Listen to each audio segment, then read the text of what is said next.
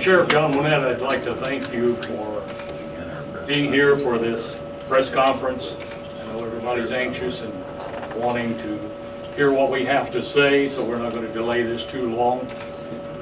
We want to thank you for being here and part of the Sheriff's Department. I'd like for each one of these gentlemen to identify themselves so you'll know who they are. We'll start over here with the coroner. I'm Dwayne Guppy, coroner of Effingham County. I'm Brian Kibler, State's Attorney of Effingham County, and as promised, there are probable cause statements that we'll distribute at this point in time. I do apologize, some of the areas are duplicitous, and there are some added run-ons here and there, but this was just our cheat sheet that we are going to go with from our office this morning, but instead of having to rehash all the facts here at this press conference, we thought we would just hand out the probable cause statement. But again, sorry for some of the typographical errors, but that's essentially what was recited in open court before Judge Tungate this morning, which outlines the facts and evidence that the state believes it can present as of today's date. I'll be back there. I am Lieutenant Corey Riskvet. I am the interim District 12 commander. Master Sergeant Ryan Shoemaker with the Illinois State Police Zone 7 General Criminal Investigations Unit. Sergeant Albert Gallatin, Zone 7 Investigations, Illinois State Police. Thank you, gentlemen.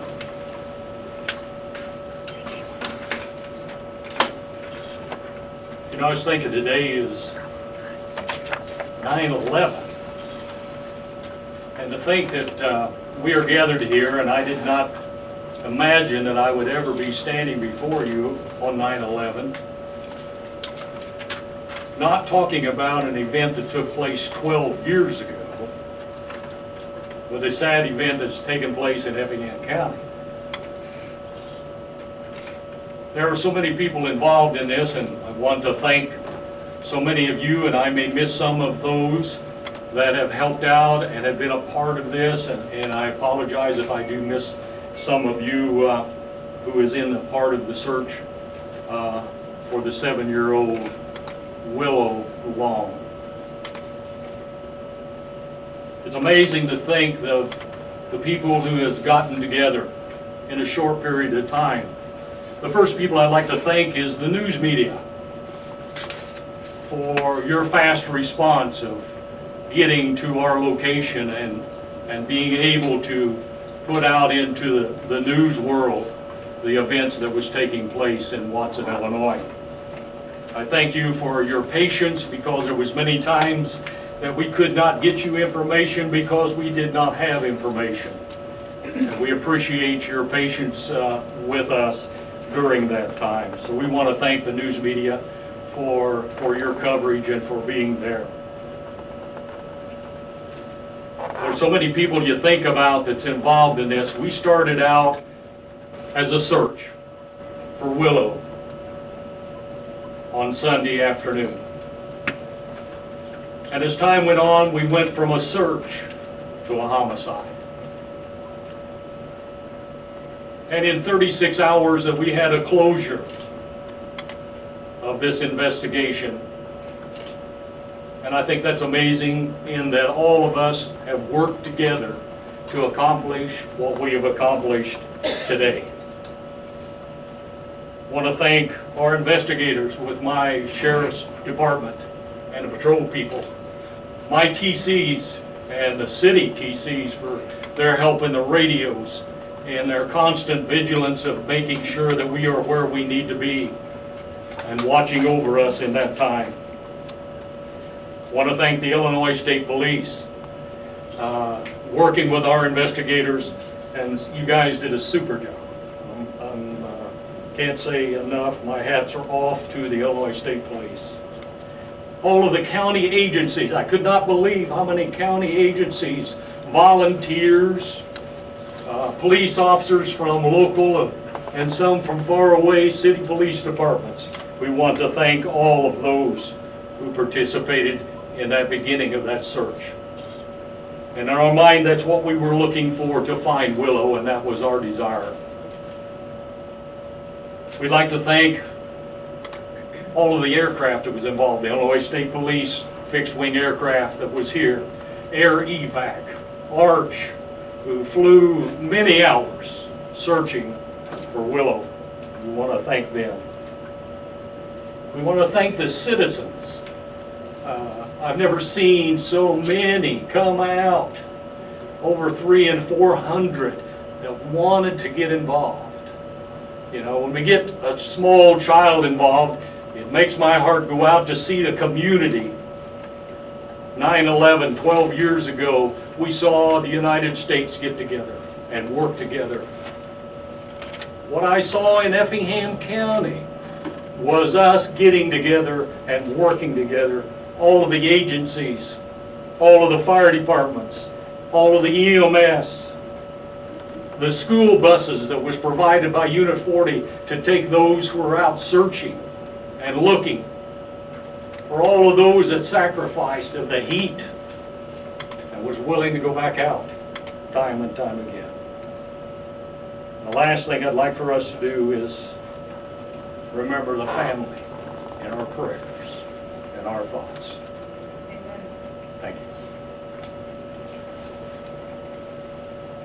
I'm Brian Kibler, the State's Attorney of Effingham County, and this is a very sad day for each and every one of us. Maybe one of the most heartbreaking events to ever happen in this county's history. So it's with much sadness that we're here today. But as to what's going on legally, as you know, Illinois just recently adopted cameras in the courtroom, but our circuit has yet to adopt the rules, and we have not been approved by the Supreme Court to have cameras in our courtroom. So I think I need to start my presentation by first indicating what has occurred here today. At 1 o'clock this afternoon, Mr. DeReich was charged with 3 counts of first-degree murder on the death of Willow Long. A lengthy probable cause statement was presented by the state. I have provided a copy to each and every one of you. If we ran out of copies, my office will make further copies. It sets out the facts, the relevant facts that the state believes it can prove today. These are the facts that have supported at least the continued detention in the Effingham County Jail on the defendant. Further, at this court hearing, where most of you were present, bond was set by Judge Sherry Tungate in the amount of $5 million. The factual basis, or the probable cause statement which I handed out, was kind of the running dialogue or theme that our office has. And it came to us that maybe it would just be simpler to just make quick copies and give you all the facts that we presented to Judge Tungate this afternoon, just provide you with those facts. So about 20 minutes before the court hearing, we just essentially made copies for each and every one of you of the running dialogue and narrative that the state has so far put together. Now, I need to clarify that this is still an ongoing investigation. I know Mr. Shoemaker and Mr. Gallatin and pretty much everybody in Zone 7 investigations of the Illinois State Police are still working this case tirelessly.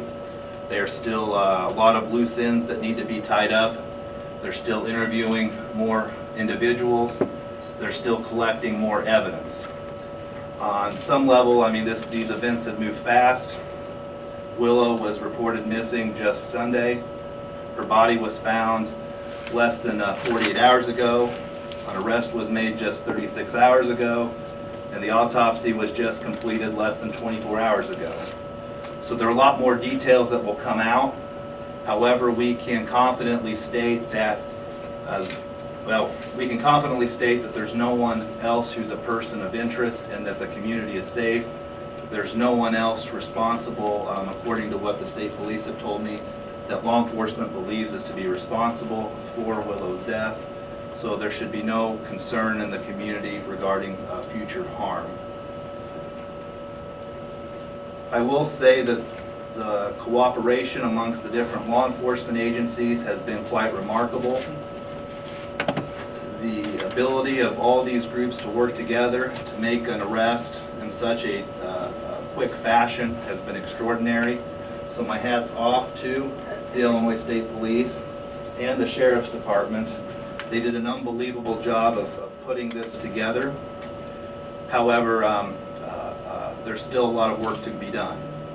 Now, as I get back to the probable cause statements, I'm also required by law to tell you that the defendant is presumed innocent of each and every charge against him. It is up to the state to prove the defendant's guilt beyond a reasonable doubt. The defendant has this presumption of innocence throughout all the proceedings that are against him. However, with that said, my office feels that there's enough evidence to charge him with these offenses at this time. So these 3 counts of first-degree murder were filed. The next court date, I believe, will be the 18th. The 18th, where the defendant has indicated he wishes to hire his own counsel. It is anticipated that next Wednesday, which is also the 18th, my office will present this matter to the grand jury to see if they will hand up indictments in this case. Procedurally, that is where we're at. Maybe a year from now, cameras will be allowed back in, or will be allowed in our courtrooms, but for now they're not. So that is the current legal situation as it stands. Before I close with my prepared remarks, I want to echo the sheriff's sentiment as to all the help of all the volunteers that came out and helped. I will note that one of the most interesting things that I think I've heard from the different law enforcement agencies as it relates to this case is that essentially without the help of all the volunteers, the sheriff said hundreds, but I would venture, my estimate was probably close to 2,000 people came out and helped. Without the help of all these volunteers, it's very unlikely that we would be here today with an arrest having been made. The antidote I like using is the sheriff, based off of what they knew and the different procedures, had set up a grid approximately 3 miles in any direction of where Willow was at. It was about an 18 square mile grid. So many people turned out Monday afternoon to help in this search that they had to turn people away. And I know a lot of people were sad that they were turned away. However, Willow's body was found by a group of searchers turned away. They'd come all the way up from Marion County up 37, and they were told, we don't have any more help. We don't have any more resources to assist. And they said, okay. But on their way home, they decided, well, we'll just give this a look. So on their way home back to Marion County, south of Watson on 37, they got out of their car to look because they cared. They wanted to be a part of it, and let's just see what we found. That's awesome.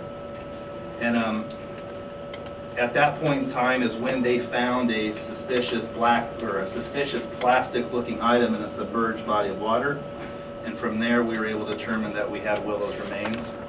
Without essentially everyone showing up to help, it's very doubtful that Willow's body would have been found in a timely fashion to allow us to proceed with criminal charges against the defendant.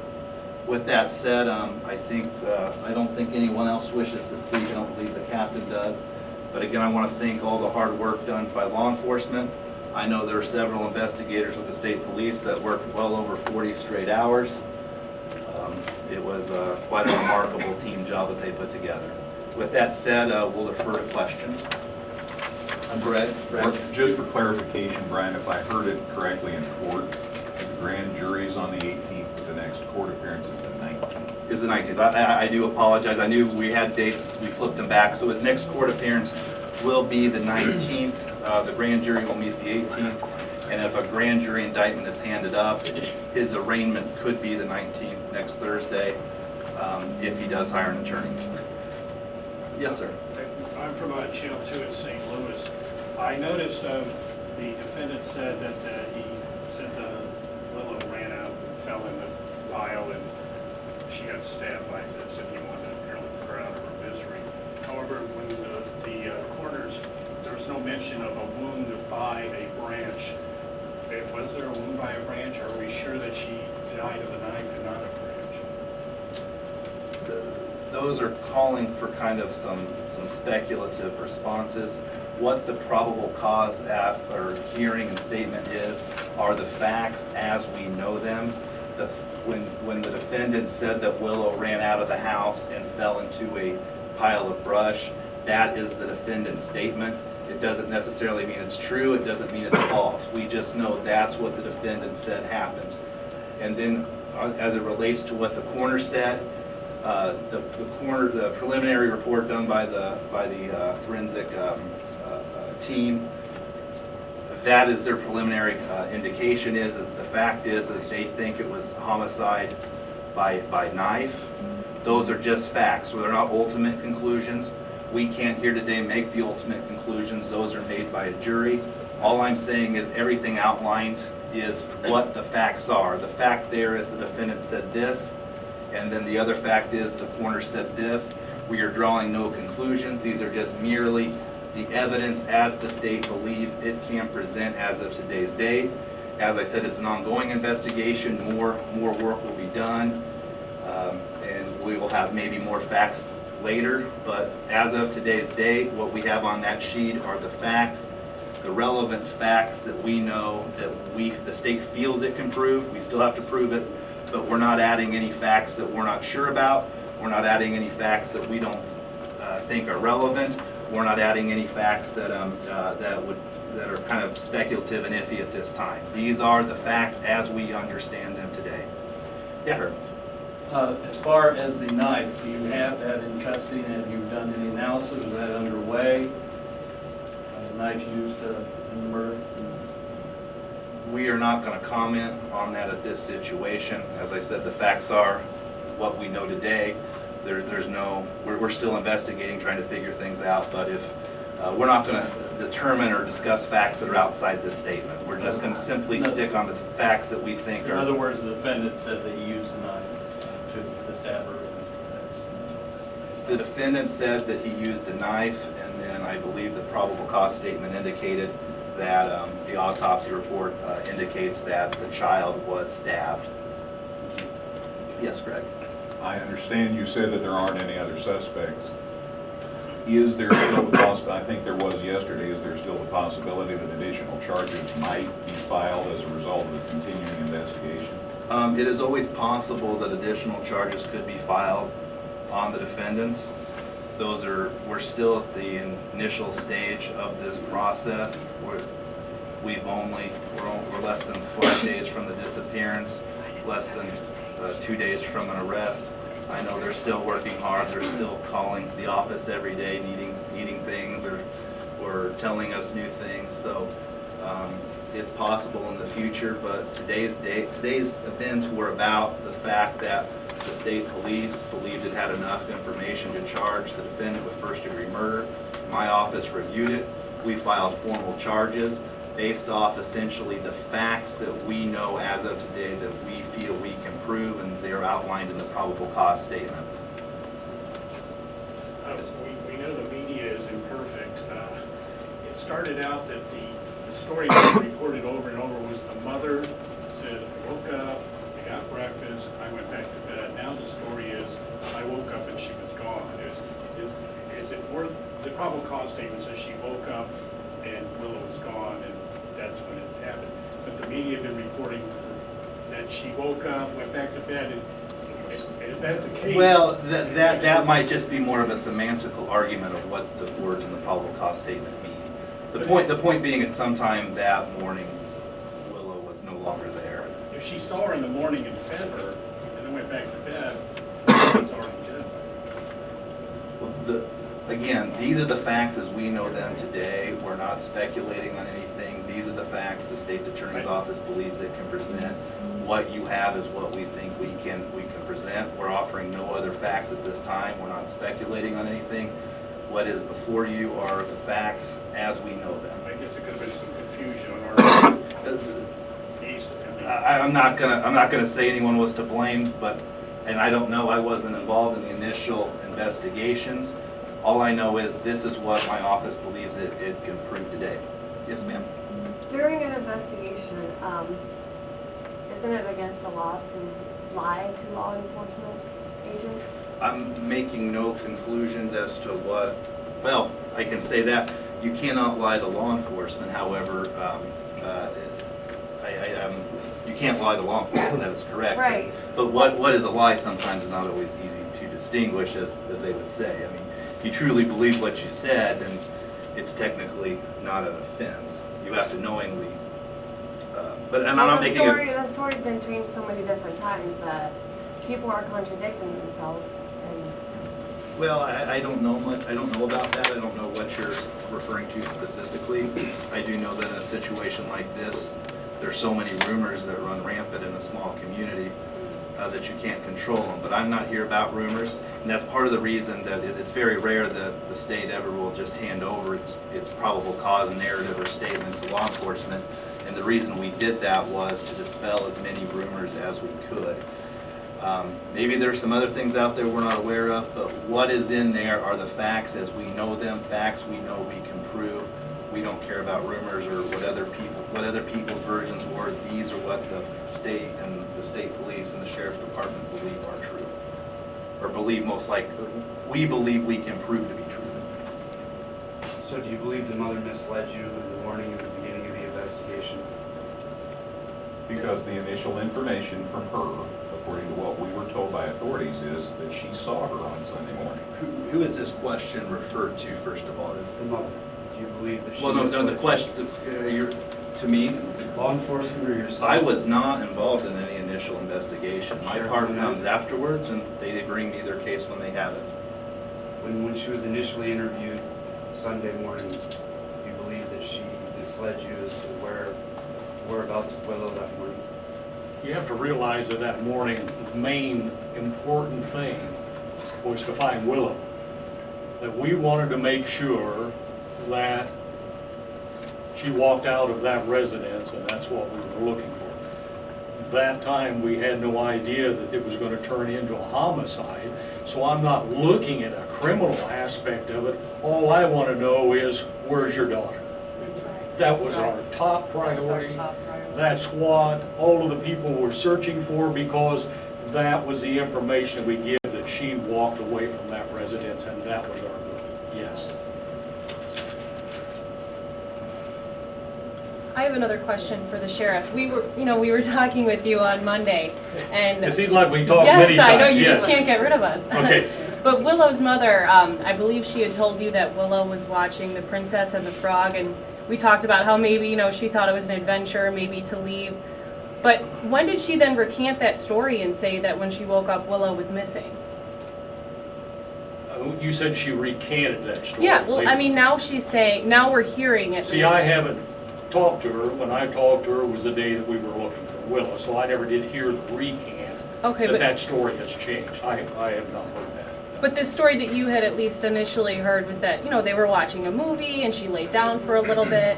And the reason we ask those kind of questions is so I can figure out what the mind of that child is, what was they thinking, what maybe they might go to water, might go in that direction that would give us a direction that we might be able to search and look in that area, yes. Right. When did you determine then that that would have been false? That Willow wasn't watching the movie that morning if she was killed Saturday night?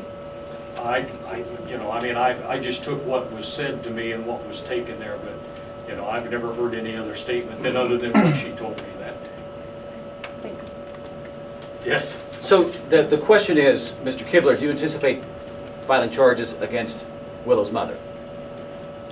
I think that's what we all want to know. Do you anticipate filing charges against Willow's mother? That is something we're not going to address or speculate to at this time. Today's court appearance was about the fact that law enforcement has put together a case where there is evidence to indicate that the current defendant, committed the offense of first-degree murder on Willow Long. That is the focus of why we're here today. The facts before you are on that. My office, that's where the focus has been. Where was Willow and what happened to Willow? As it relates to these other things, we have no comment. There's nothing to address at this time. Like I said, this is still an ongoing investigation. We're trying to get as many facts as we can. the number of assets used, both by state police, the county, even the Effingham City Police Department, were numerous. Numerous people have been investigating this. Everyone's still trying to get all the final stories put together. So we're not going to address that question as it's speculative. We understand that you can't address that question. Do you understand why we asked that question? I understand why you would ask. I understand you're doing your job, and our job is we're not going to answer any speculative things because we don't know. We don't have the full story. Can you do me, all our viewers can't be here to see this. Can you recount after he walked out of the bathroom basically what happened? Because we couldn't have cameras in the court. I don't mean to read it, but just kind of tell the viewers what your probable cause is so that we have it on tape and we can share that with the viewers. Basically what happened when the suspect walked out of the bathroom. Well, that's actually not the bathroom. That is the holding area. There's a jail that we're in the jail. In the house the night she was. What happened in the probable cause statement? When the suspect walked after he went to the bathroom, he came out, and what happened? What happened then, so that we have it on tape? I do not want to. Was Willow's mother there today? I do not. I mean, I don't. Who's that addressed to? I just wondered, I've never seen her, so I didn't know. She wasn't. I wasn't over there. You know, like, Well, starting at E, I don't mean you to read it, but just kind of give us the rundown. So I'm not gonna summarize anything. That's why we put them out in facts like that. Can you read it? That's hard, so. I do not feel comfortable doing that because the one thing of these press conferences is you cannot inflame the community. And I think that would be kind of getting to the line of what would be with the infliction. I mean, you could have people interpret your inflictions different way. That's why we wrote them down. You can relay that to your viewers, to your readers, to your listeners. So I am not going to read them. I think this is the appropriate way of doing it. You can get your message out as evidence out as to what the evidence states. Yes, sir. Yes, Mr. Meeker. Regarding the four searchers who found what turned out to be the body, could you have and maybe John help with this, on a little more better description? It's south of Watson. Is it right near the exit from the interstate, or are we accurate to say what river bottoms? Maybe the sheriff. I mean, we don't necessarily have to GPS it, I mean, Sheriff, you can describe probably the location where the body was found a lot better than I could. without getting that Well, specific. I understand that. You try to describe some of this to somebody who's never been around Well, Mason or Edgewood Well, or Watson. It's I kind know of the old like, trestle bridge, and I know all that, that. well, you're there. Yeah, okay. Okay. If you can find the trestle, Yeah, then the it's old right, trestle. right by the river. It's part of the river, what we call a Okay. slough, which Okay. is when the river goes up, the water seems to sift into that area. When the river goes back down, it holds what we call pooling of the water. It's very difficult to see that area because it's grown up in trees so much. So even the aerial photo, we were looking for water. It was hard to determine that the water was there because the trees has overgrown that area so much. Now in the wintertime, you drive through there and all the leaves are off of there. You can see very plainly that there is a low area right there by the railroad tracks, right there on 37. Okay. Okay. All right, thank you. Well, I guess those people, yes, ma'am. How did you make the connection between the body and Justin? Did he come to you guys, or did you guys go back to him and ask him? How was that connection made? We're not going to comment on that. There's no comment at this time regarding that. To any of the investigators, were you able to determine what kind of relationship Justin and Willow had? Obviously, they shared a home. Was it a contentious relationship? Were they close? The investigators want me to talk on behalf. That's the reason part of it is their standard protocol to let the state talk on it. Again, that's another speculative issue. Again, all that we're able to do is put out what the facts as we know them, facts that we believe we can prove. That's asking for a speculative answer. And due to the fact that this is just the preliminary part of long criminal process, it would be inappropriate to make such a statement. Does he have a previous criminal history of any kind? None that I am aware of. Yeah, none that I am aware of. Yes, ma'am.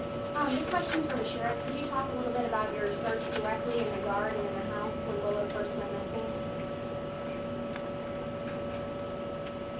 You were talking about searching of the, Yeah, I mean, you guys searched so far around the house. How thoroughly did you search the home and the yards where she lived? well, you have to realize that our mindset at that moment and that time was, yeah, we went into the house, they let us do that. We're looking for a child. Our mindset is we're looking for a 7-year-old girl who is wandering around, and so our sight and our mind and our investigation is not investigating anything other than finding a live child. And that's what we were basing on all of that. So, you know, when you go in one moment, you're looking for a child, and now the next moment you're trying to go in and find evidence. So it's two different, two-sided swords. So we were looking for a child. That's what. I guess you, and then I'll get to you, and then. Question for the sheriff regarding that search. Were dogs used to search around the house? Yes, they And were. some might ask why they didn't pick up on the scent of the blood in the front yard. The dogs did pick up on a scent. And the dogs, but we don't know, is it the right scent, the wrong scent, what scent that is. But we ran 2 different dogs because we wanted to make sure those dogs went north from that residence to the first road, which I believe was Main Street. And at that point, it seemed like the dogs lost the scent of that. You know, was it the right scent, the wrong scent? Was the wind carrying the scent? I don't know that. But yes, dogs were used in that. Was there any evidence of blood found in the yard? Speak up. Was there any evidence of blood found in the yard? Nothing, and you know, we weren't looking for that, you know? We didn't see anything, so there was nothing to speculate that she had got hurt. We know that she left the residence. I think you had a. Well, it was about the dogs because I was down there helping and I heard the dogs lost the scent at me. But to me, if there was a blood out there and that stick went in her neck, there'd be blood out there. And why wouldn't the dog pick that scent up? I'm not a dog handler, I can't know, tell but you I'm that. just saying it, you know, the blood scent. I can't answer that question, I'm not a Maybe we dog needed a expert. bloodhound down there. I guess she in the back had a question. Yeah, I just have one more question. I mean, I know you guys, the autopsy was performed at 11 a.m. around that time on Monday, but it looked like the arrest was made much earlier than that. At what part of the investigation did it become a homicide, not a missing person? Did you suspect anything before the body was found? Because all the information we had was there was no idea that it could have been anything more than she wandered away from the home. We're not going to comment on that. We're not going to give you an answer at this time. Sorry. Yes. Don't mean to belabor it, but in general, if someone lies to police and misleads the investigation, is that an arrest for offense? We're starting to get kind of speculative here. Like I said, today's issue is the initial court appearance for Mr. Reich for first-degree murder. I think you're speculating and asking for speculative answers on other things that you could be considered crimes that you think could be considered crimes. We're not here. The state has no evidence at this time. The state's attorney's office has no evidence at that time of anything. So I'm not going to speculate or say anything as to that because all that we've gotten is the evidence as it relates to the murder of Willow. Yes, Mr. Sapp. Specific to those charges that were filed. Yes, sir. Can you explain a little bit about why 3 different counts are filed? That is the typical way we've done it in Illinois law. Is there different? The murder statute essentially is. My statute booklet back there is so thick. There are 3 different ways to commit first-degree murder. It all depends on whether there was intent, whether you should have known. So really, the charge of murder is pled in the alternative 3 different ways.